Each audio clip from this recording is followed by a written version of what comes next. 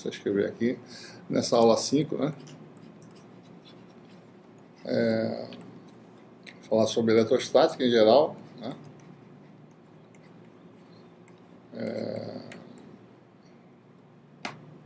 Vamos lá.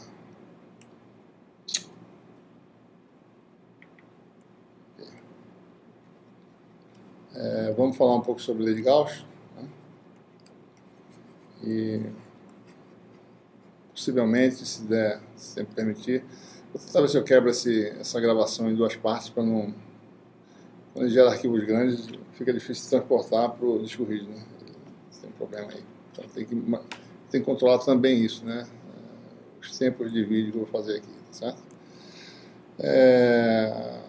Vamos fazer alguns exemplos, né, de cálculo de campos de distribuições de carga usando superposição e lei de Gauss, né? Vamos falar sobre potencial elétrico, sobre energia, né? Basicamente isso, né? A gente assume já que vocês, obviamente, já conhecem todas as leis que originaram, né, a teoria eletromagnética, né? A gente vai agora, na realidade, aprimorar o formalismo matemático, né, para tratar os problemas envolvidos, né? Bom, inicialmente temos aí a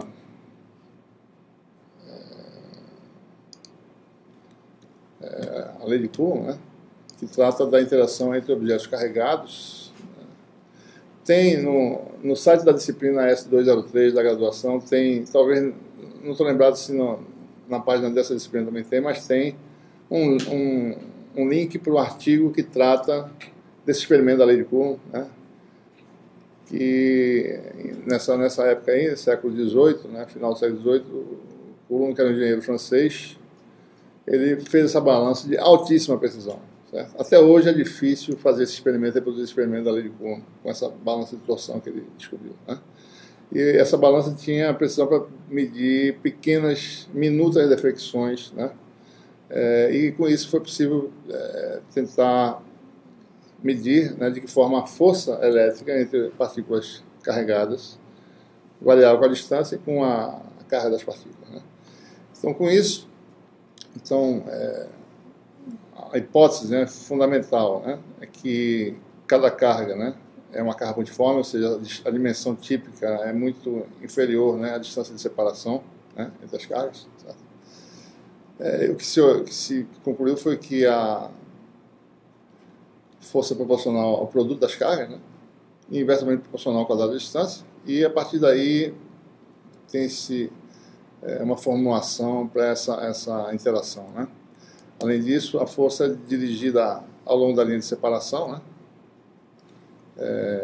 que separa as cargas, né? Então, aqui nós temos aí um diagrama, tá certo? Mais ou menos, e vamos, a partir daí, já introduzir a forma de representação dos elementos na teoria eletromagnética desse curso. Nós temos a carga Q1 e Q2, que vocês podem ver aí, tá certo? Elas são localizadas no sistema de coordenadas, que tem a origem, né?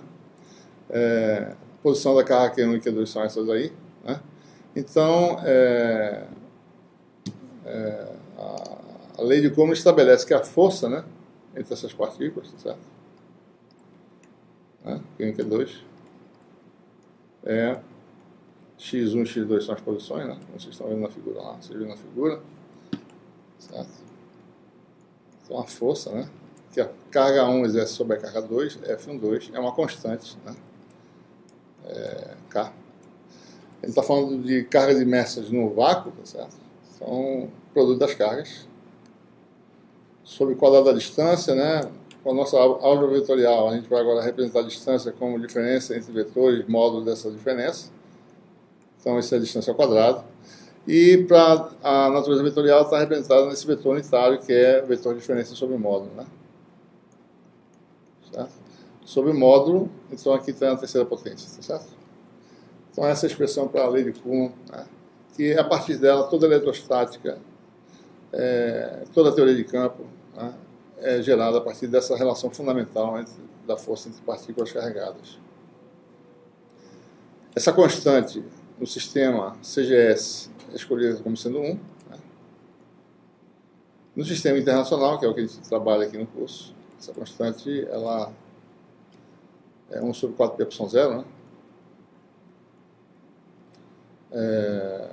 Com ε0 representando a permissividade elétrica do vácuo, né? Vale 8,854 vezes 10 a menos 12, né? Em unidades SI, Farad por metro, né? Farad, como vocês bem sabem, unidade de capacitância, né? Se está errado, é 854, né? 8,854. A gente pode, inclusive, ver... Aqui está faltando ε0. Não, está correto.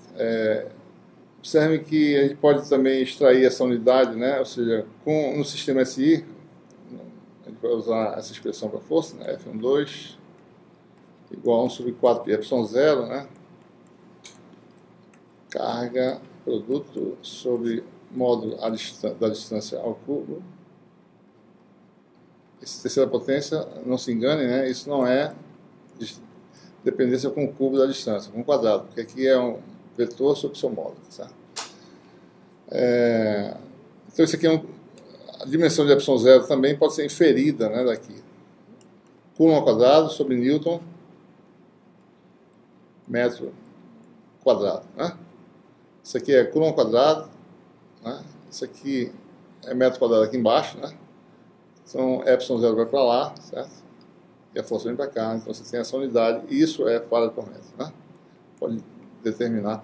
Claro que quando está usando teoria eletromagnética, não fica usando unidade mecânica, né? A gente migra para unidades elétricas, e a unidade é essa aqui, né? Farad por metro, certo? Um conceito importante é o conceito de campo elétrico, né? O campo elétrico é o que determina, né, de que forma uma carga sente uma certa influência de uma outra distribuição de cargas, né? Então, o campo elétrico representa exatamente essa influência, né? Se você coloca uma carga de teste numa região do espaço, em algum lugar tem uma distribuição de carga que gera uma influência elétrica, de forma que essa carga aqui excita essa influência através de uma força elétrica FE, né? Ou F, chama de F, né? Então, por definição, essa carga, se você fosse fazer um experimento, você colocaria uma carga que não perturbasse muito a influência elétrica aí existente, né? Então, por definição, o campo elétrico, quando estamos por E, é força por unidade de carga, né? Certo? Então, observem que o campo elétrico é algo que independe da existência dessa carga. É algo que já existe naquela região. E por isso que a gente fala que há uma região de influência, né? Há um campo ali existente. Tá certo? Por quê? Se eu colocar uma carga de teste, ela sente essa interação. Ou ela é puxada ou repelida daquela região. Então, há algum campo ali, campo de força, né? E esse campo de força é representado por esse campo elétrico, né? Certo? Medido aí em unidades mecânicas misturadas com a elétrica, em Newton por Coulomb, né? Ou em termos de volt por metro, né? Sistema assim, certo? Se você olhar para isso, para essa conexão aqui de unidades, né? 1 volt vai ser, na realidade, Newton metro quer dizer, na realidade, trabalho. A gente vai ver a questão de energia, né? Ou seja, joule, né? Que é Newton metro por Coulomb, né? Energia por unidade de carga, certo? Então, a unidade de volt é isso aí.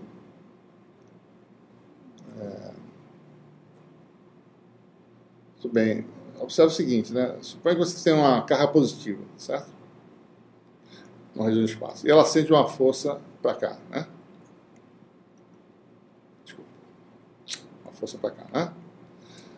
Se a carga é positiva, quer dizer que o campo, né? Força para cá e a carga positiva, o campo elétrico está apontando também para cá, né? Então, existe um sistema de cargas, predominantemente de cargas positivas, que está repelindo essa